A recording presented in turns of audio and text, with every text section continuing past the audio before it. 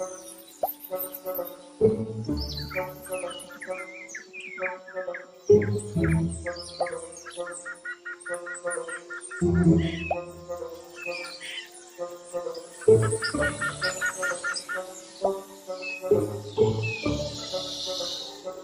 Sobat X Science, jumpa lagi dalam program kesayangan kita semua, X Science, Eksplorasi Sains.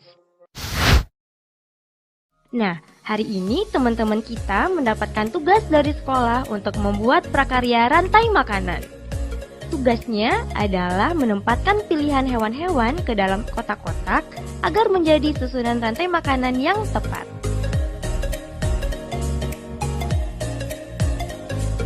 Sobat X Science, tahu tidak komponen apa aja sih yang terdapat dalam rantai makanan? Yuk kita saksikan bersama penjelasan narasumber berikut. Halo Sobat X Science, jumpa lagi bersama Kak Herman dalam program kesayangan kita, X Science, Eksplorasi Sains. Adik-adik, kakak yakin adik-adik di rumah sudah tak asing lagi dengan yang namanya rantai makanan, kan? Apa sih rantai makanan itu? Rantai makanan adalah peristiwa perpindahan energi dari satu makhluk hidup ke makhluk hidup lainnya. Ada makhluk hidup yang berperan sebagai produsen, ada makhluk hidup yang berperan sebagai konsumen, dan ada pula makhluk hidup yang berperan sebagai pengurai. Jadi, dengan kata lain, rantai makanan adalah proses transfer energi. Kakak kasih contoh ya. Padi dimakan oleh tikus. Tikus dimakan oleh ular. Ular dimakan oleh elang. Elang mati nanti akan diuraikan. Nah, dari beberapa rantai makanan itu berkumpul membentuk suatu jaring-jaring makanan. Bagaimana? Sudah paham kan adik-adik? Saatnya kita bernalar. Yuk, mari kita bernalar ya. Jumlah organisme A, B, C, D, dan E yang membentuk rantai makanan di suatu komunitas ditunjukkan oleh grafik berikut. Susunlah urutan rantai makanan dengan tepat berdasarkan data yang ditampilkan grafik, serta jelaskan bagaimana membentuk rantai makanan tersebut.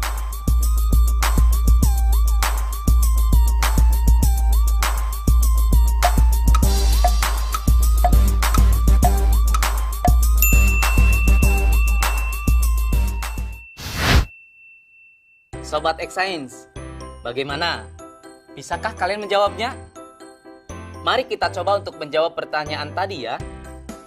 Dalam keadaan seimbang, jumlah produsen tentunya harus paling banyak dibandingkan dengan yang lainnya. Kemudian diikuti oleh konsumen tingkat 1, konsumen tingkat 2, konsumen tingkat 3, dan seterusnya. Sehingga untuk menjawab pertanyaan tadi, urutan yang tepat untuk membentuk suatu rantai makanan adalah B, A, D, E, kemudian C. Jadi adik-adik sudah mengerti kan dengan apa yang namanya rantai makanan? Mari kita ulang kembali. Apa sih rantai makanan itu? Rantai makanan adalah peristiwa transfer energi dari satu makhluk hidup ke makhluk hidup lainnya dengan urutan tertentu. Dalam rantai makanan, ada makhluk hidup yang berperan sebagai produsen, ada pula yang berperan sebagai konsumen, dan ada yang berperan sebagai pengurai. Dengan demikian, rantai makanan sangat berpengaruh terhadap tatanan susunan makhluk hidup dalam suatu ekosistem.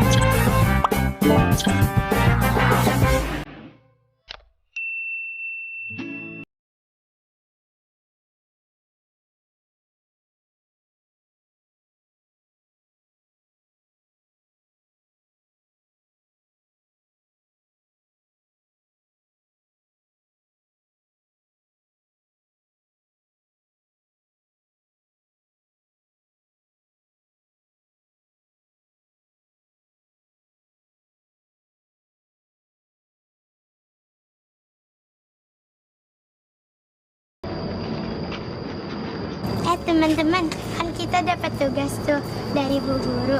Kita suruh nentuin konsumen sama produsen. Kira-kira yang mana ya? Kalau Produsen itu makanan rusak, itu rumput. Kalau konsumen itu hewannya itu rusak. Kalau rusak itu makanannya berarti rumput. Nah, kalau rusak di hutan bisa dimakan harimau nggak ya? Kayaknya bisa deh. Kayaknya bisa dah. Soalnya rusa itu kan dagingnya harimau kan makannya daging.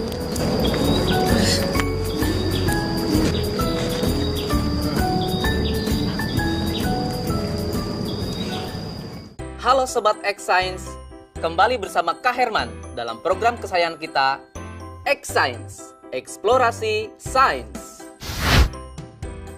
Adik-adik, kalian pasti penasaran kan bagaimana hubungan interaksi yang terjadi dalam jaring-jaring makanan? Yuk mari kita simak penjelasan berikut. Yang pertama adalah produsen.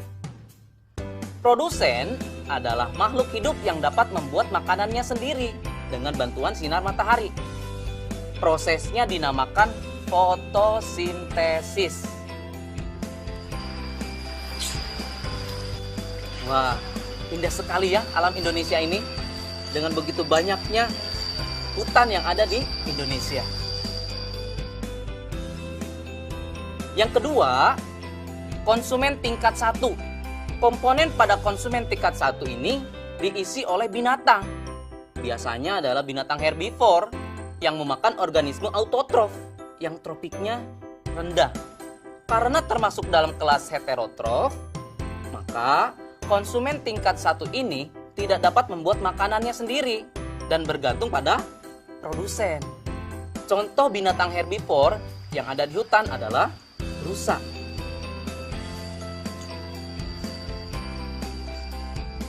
Yang ketiga, konsumen tingkat 2 atau tingkat berikutnya, yaitu adalah organisme yang menduduki tingkat tropik ketiga, disebut sebagai konsumen sekunder. Diduduki oleh hewan pemakan daging atau karnivora. Contoh dari organisme ini adalah serigala, harimau, ular, elang, dan masih banyak lagi. Posisi dari konsumen tingkat 2, tingkat 3, dan tingkat seterusnya bukanlah akhir dari jaring-jaring makanan. Sebab ketika nanti mati, tubuhnya akan diuraikan menjadi mikroorganisme yang akhirnya akan diserap oleh tanah. Yang terakhir, yaitu pengurai. Organisme ini bertugas menguraikan tubuh hewan yang sudah mati menjadi zat yang dibutuhkan oleh tanah. Fungsi dari komponen ini sangat berharga bagi kesuburan tanah. Proses rantai makanan akan berulang, di mana unsur yang telah diuraikan tersebut akan dimanfaatkan oleh tumbuhan untuk membuat makanan melalui proses fotosintesis. Contoh dari pengurai adalah jamur, bakteri, dan hewan kecil seperti cacing tanah atau belatung juga termasuk ke dalam pengurai. Saatnya kita bernalar. Yuk, mari kita bernalaria. Saatnya Sobat X Science menjawab pertanyaan nalaria berikut. Fatir sedang mengerjakan soal pekerjaan rumah tentang rantai makanan dan jaring-jaring makanan. Berikut ini adalah bagan jaring-jaring makanan yang ditampilkan salah satu soalnya. Pada jaring-jaring makanan tersebut, berapakah jumlah organisme omnivora?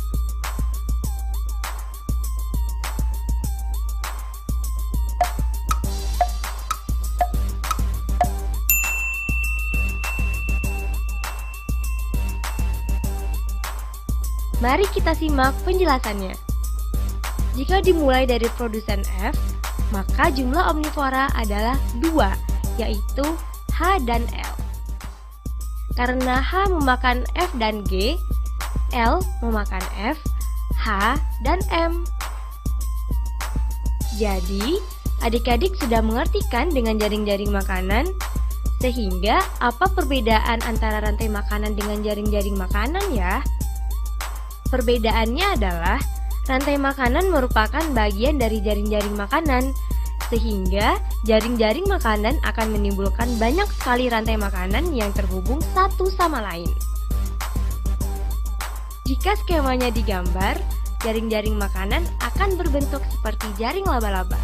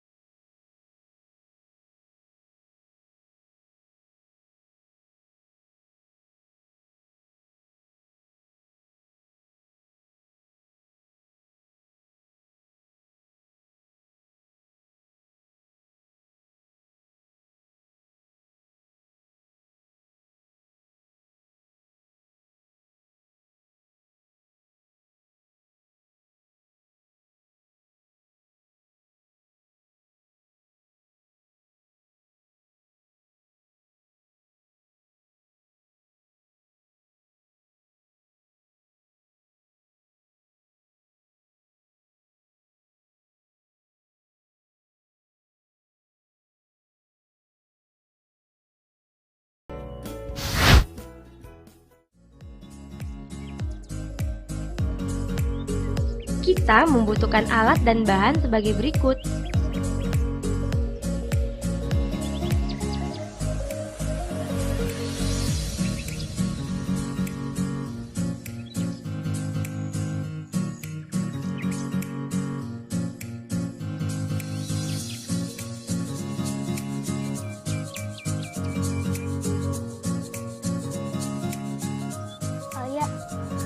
Ayo kita buat miniatur ekosistem hutan. Ayo. Kita ngapain dulu nih? Pertama, kita warnain sungainya dulu. Pertama, tentukan ekosistem yang ingin kita buat. Kemudian, susunlah sekreatif mungkin.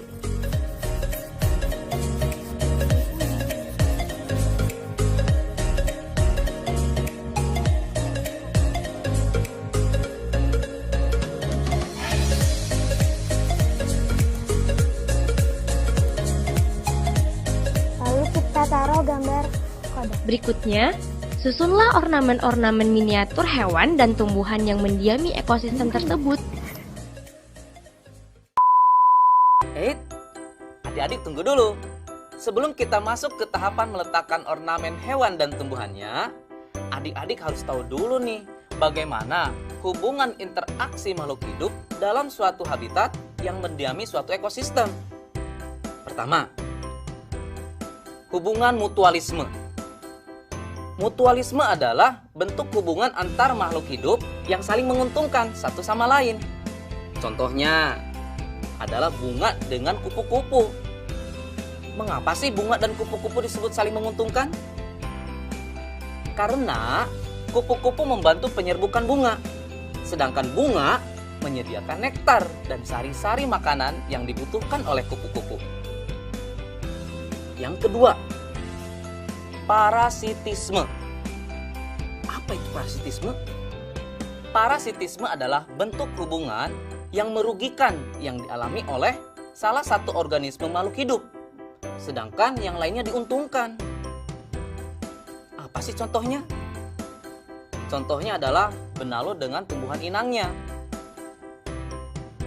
Benalu dapat mengganggu keberlangsungan hidup inangnya, bahkan dapat mengakibatkan inangnya tersebut mati. Hal ini disebabkan karena benalu tumbuh dan berkembang dengan mengambil zat-zat makanan yang bersumber pada inangnya, sehingga tumbuhan inang tersebut akan kekurangan nutrisi pada pertumbuhan. Berikutnya yang ketiga adalah komensalisme. Komensalisme merupakan hubungan antar organisme.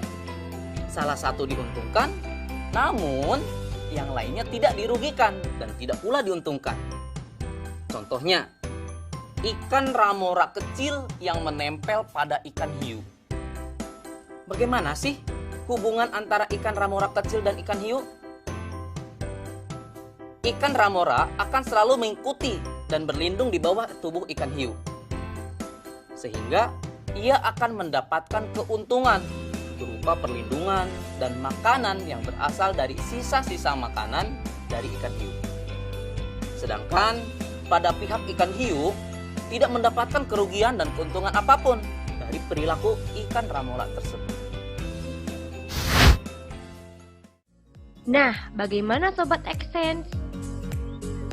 Sudah siap untuk lanjut ke tahap berikutnya? Yuk, mari kita pasang ornamen tumbuhan dan hewannya dengan memperhatikan hubungan interaksi makhluk hidup di dalamnya. Setelah itu kita taruh tanaman seperti ini. Ini kan ada pohon. Hewan yang memakan pohon ini, rumput ini yaitu zebra, kerbau.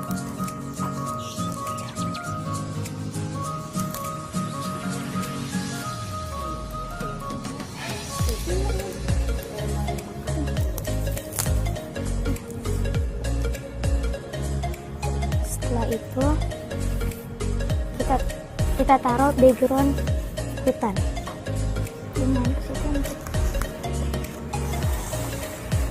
Setelah itu pastikan di sana terjadi hubungan yang setimbang dalam interaksi ekosistem yang kita buat. Dan jangan lupa ditempelkan burung elang. Nah, di sini terlihat yang memakan rumput adalah zebra, kerbau hutan, dan kijang. Nah, hewan yang memakan daging di sini ada serigala dan elang. Ada cacing di bawah pohon yang sudah busuk. Dan miniatur ekosistem telah selesai kita buat. Mudah kan membuatnya? Selain membuat belajar menjadi menyenangkan, dengan membuat miniatur ekologi ini dapat meningkatkan kreativitas dan daya imajinasi kita loh sobat. Saatnya kita bernalar. Yuk, mari kita bernalaria. Saatnya Sobat X Science menjawab pertanyaan nalaria berikut. Ilustrasi berikut menunjukkan hubungan antar makhluk hidup di suatu ekosistem. Bacalah dengan teliti ya. Di suatu ekosistem, ada beberapa ekor hewan A yang suka memangsa hewan B. Sementara, hewan D menjadi mangsa hewan C. Daun sawi berlubang-lubang karena dimakan hewan D. Pada saat tertentu, seekor hewan E mengitari tempat tersebut untuk memangsa hewan A. Hewan C juga adalah makanan favorit hewan A. Hewan B menjadi pemakan produsen. Berikut ini yang merupakan bagan jaring-jaring makanan berdasarkan ilustrasi di atas adalah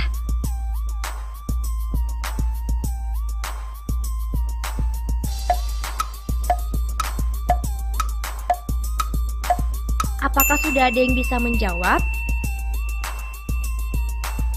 Jawaban yang tepat adalah jawaban C. Karena soal ini perlu bernalar, maka kita harus mencari dahulu nih produsennya. Produsen di soal ini adalah daun sawi. Daun sawi dimakan oleh B dan D, sedangkan D dimakan oleh C.